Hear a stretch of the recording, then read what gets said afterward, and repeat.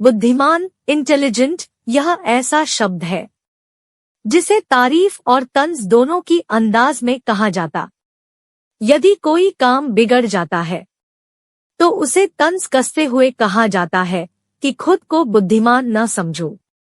वहीं यदि किसी कार्य को सफलतापूर्वक कर दिया जाता है या किसी मुश्किल परिस्थिति का हल निकाल लिया जाता है तो हम कहते हैं बहुत बुद्धिमान है। लेकिन प्रश्न यह है कि वास्तव में बुद्धिमान कौन है और कैसे बना जा सकता है? बुद्धिमान की परिभाषा और इसका सही अर्थ गौतम बुद्ध के जीवन से जुड़ी एक कहानी पर आधारित है। एक गांव में एक लड़का था जिसका दिमाग बहुत तेज था। उसकी यह खासियत थी कि वह किसी भी चीज को बहुत ही आसानी और कम समय में सीख लेता था, जबकि उसी चीज को सीखने और समझने के लिए अन्य लोगों को काफी समय लग जाता था। लड़के की यह ख्याति दूर दूर तक फैल गई। सभी लड़के की तारीफ में कहने लगे कि उसके जितना बुद्धिमान कोई नहीं है।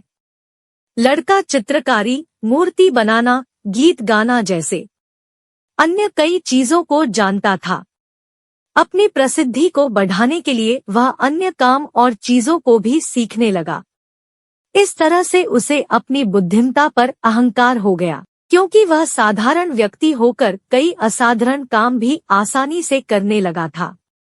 एक दिन लड़के का सामना भगवान गौतम बुद्ध से हुआ।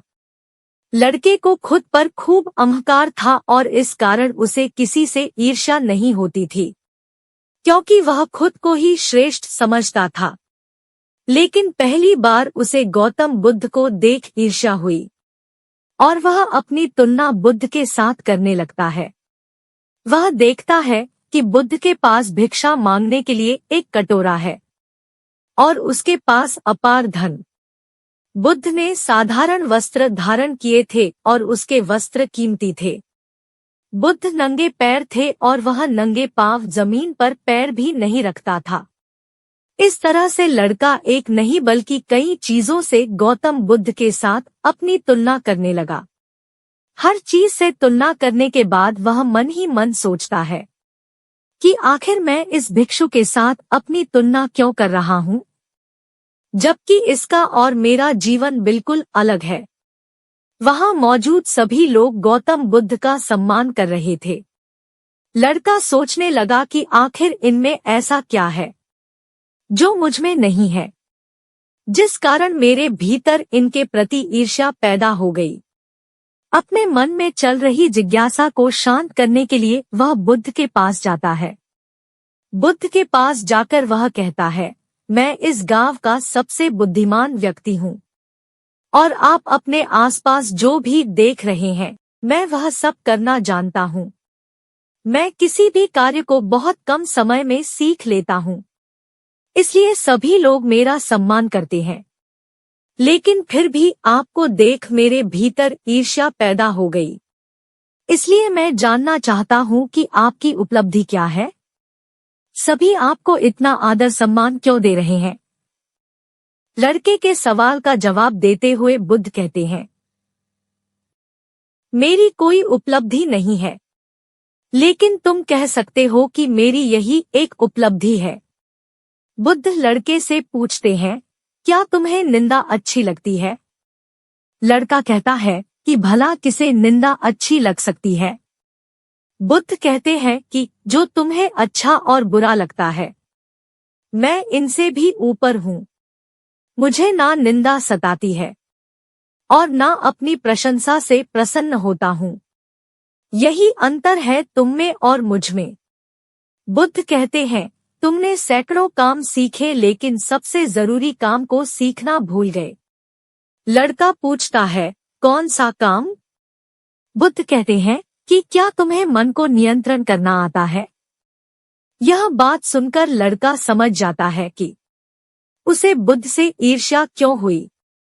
बुद्ध कहते हैं, जिसने संपूर्ण जगत जीत लिया लेकिन अपने मन को नहीं जीत पाया, उसने कुछ भी नहीं जीता। वहीं जिसने अपने मन को जीता लेकिन अपना सब कुछ गंवा दिया, फिर भी उसने सब कुछ जीत लिया। बुद्ध की यह बात सुन लड़के का अहंकार टूट गया। उसने बुद्ध से कहा कि क्या आप मुझे अपने मन को जीतना सिखा सकते हैं? बुद्ध कहते हैं जरूर, लेकिन इसके लिए मैं तुम्हारी सभी उपलब्धियां छीन लूंगा। लड़का कहता है मैं तैयार हूँ। इसके बाद से ही लड़का ध्यान लगाने लगता है, क्योंकि ध्यान से ही मन को वश में किया जा सकता है। इस कहानी से हमें यह शिक्षा मिलती है कि असली बुद्धिमानी मन को नियंत्रण करने में है और अपने आप को अहंकार से बचाने के लिए हमें अपने मानवीय गुणों का मूल्य नहीं देना चाहिए। मुझे प्रेरित करने के लिए मेरे चैनल को लाइक और शेयर करें, और यदि आप मेरे चैनल पर नए हैं तो सब्सक्राइब करना न भूलें। धन्यवाद। राधे राधे।